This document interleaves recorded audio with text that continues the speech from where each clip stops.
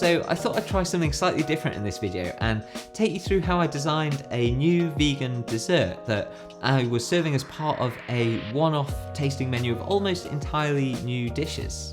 And so this is a course that I think worked really well, but isn't something I would probably normally feature on my tasting menu. And that's partly because whilst the flavours really work, it uses coconut, which is an ingredient I typically don't use. I tend to be more focused on using British ingredients and things that are more local.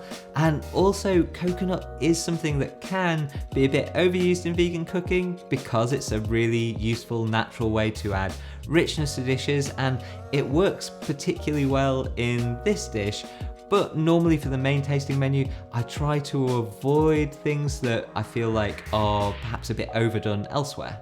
The key flavours in this dessert are black sesame, plum and coconut, and they all pair very naturally and beautifully together, which is how I like to work. I'm not into really trying to force strange flavour combinations together. So I'm going to talk you through the dish and its different elements, and I'll talk about the techniques that I've used at each different stage. Along with this, all the recipes for everything that I talk about are going to be down in the description, so you'll be able to see in detail how I've done everything. And let's start off by talking about the plums. So I've got these beautiful organic British plums, and I'm going to marinate them in my homemade sake. I've made a video about how I make my own sake, but of course you can obviously just use store-bought sake. And that's along with some citrus and some sugar, as well as a little bit of malic acid, which is the acid you naturally find in apples that gives it a little bit of tartness. Those plums are chopped into small pieces and mixed with the marinade. I vacuum seal them to marinade, but again, you could just let these sit together in a jar if you don't have access to that sort of equipment. The nuttiness and complexity of flavour in this dish is really coming from the use of black sesame. So I make a black sesame puree, which is really pretty simple. I toast black sesame seeds in the oven to get them nice and aromatic and really emphasize those kind of toasted flavors.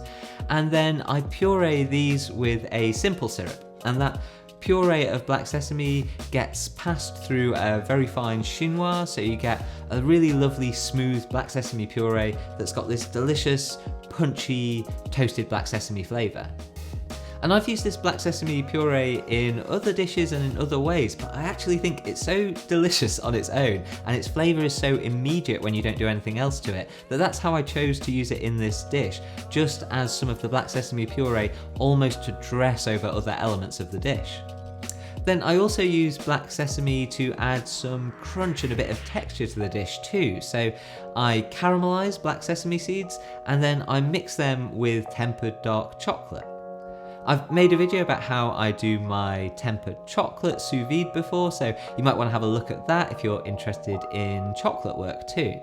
And the caramelised sesame seeds, coated in the dark chocolate, are broken into little pieces, and they just add a little bit of crunch, that little bit of bitterness from dark chocolate, and again more of that delicious black sesame flavour.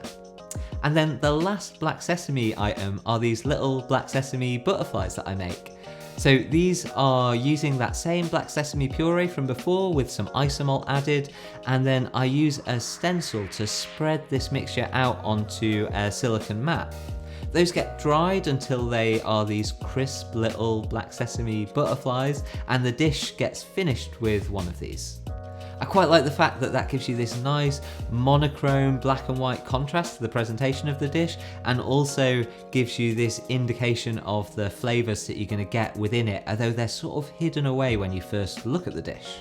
And then the last major element of this dish is the coconut mousse, and I'm going to do another video where I'll go more in depth on ways that you can make a variety of different vegan mousses, but I'll just take you briefly through the technique here, which is that I've set my coconut using carrageenan, which is an ingredient that comes from seaweed, and then I puree this set coconut back to a silky, smooth texture, and that gets aerated using a whipping siphon.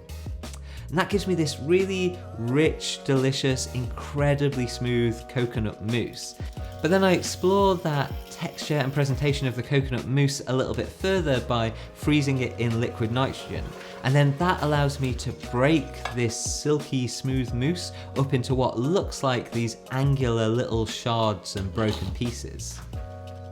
And when those broken pieces go over the top of the rest of the dish, it gives it this appearance of something that might be grainy or hard, but when you put a spoon through it, is just incredibly silken smooth.